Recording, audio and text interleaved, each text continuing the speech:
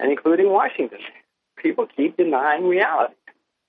Eventually, the market swamps people who deny reality, and things collapse quickly and suddenly. Sometimes, or often, things start with, somebody nobody's thinking of, and next thing you know, sort of snowballs. Iceland, Latvia, etc., helped snowball into the crisis of 2008, 9, 10. I don't know, maybe state X is going to hit us over the head first, and then we'll have a snowball. But maybe it will be California. Maybe it will be New York.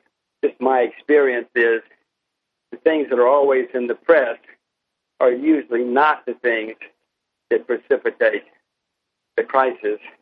Something else breaks the camel's back, and then the crisis really hits and affects nearly everybody. Let me ask you in closing then one final question. The country that is not short term, not medium term, because there's so many global problems, but longer term, the country that is best positioned going forward in the world, is that China? Well, I don't know, but I will say that the largest creditor nations in the world are all in Asia now.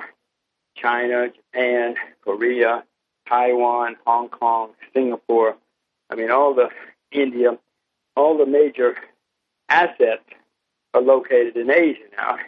You know where the debts are and where the debtor nations are. So it's likely that Asia is going to come out of all this better than many of the old legacy countries, if you will, or developed countries. But who's going to come out best? Eric, I'm looking for that every day because I'm sure there's a country out there that most of us are not thinking about, at least I'm not, where we should all have our money, assets, perhaps even lives, because they're going to come out and, whenever you have a crisis, some people collapse and decline precipitously, but there are always people who rise. Look at the 1930s. It's a disaster in the U.S. But some people laid the foundations for great fortunes. John Templeton, Roy Neuberger, Charlie Allen. These are guys who were poor, struggling people in the 30s, saw what was happening, saw the opportunities, and came out the other side unbelievably successful and rich. People are going to come out of this the same way, countries, industries, individuals, families. I wish I knew who they were, and I don't right now. But I would suspect Asia is going to do better than some of the countries in the West, which are technically bankrupt. I said that was the last question, but very quickly, just on the U.S. side, when I had Richard Lafrac on from the Lafrac organization, we were talking about the U.S. debt. And I know, Jim, you've warned about this forever. So I know you've warned the U.S. not to have this massive debt for a long, long time. Nobody's listened to you, but you have. Now that we have this massive debt, when you quantify everything in there, Rob Arnott, who manages $50 billion, said to me, it's 850%. When you really fully, our debt to GDP, when you throw everything in there, all the unfunded liabilities, et cetera, it's 850%. He doesn't know anybody where the outcome has been graceful that's had that kind of problem. And what Richard was saying, Richard Lafrac, was this is going to lead to a lower standard of living for generations to come. Does that sound right to you? Well, of course. Doesn't it to you? How can it be otherwise?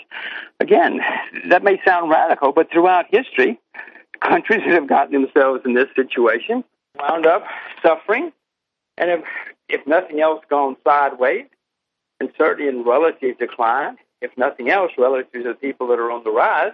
I would suspect the numbers are even worse than he says, and look at the numbers. There's no way that America can ever pay off its debt. It's just physically, arithmetically, mathematically impossible for the U.S. to pay off that debt without some kind of total collapse first, and then you just default.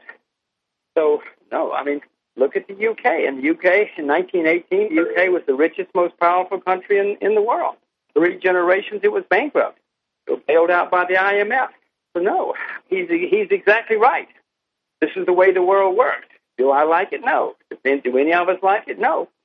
But anybody who sits there and denies reality is going to get swept away with a tsunami, just like many British got swept away because they weren't aware of what was happening to their own country.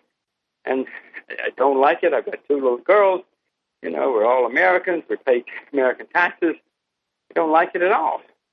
But we have to at least prepare in case it does happen to us. Jim Rogers, thank you so much. You're the top person in the world I can bring on to talk commodities. You're one of the best investors in the world. Thank you for joining us on King World News. My delight. Thank you. Bye-bye.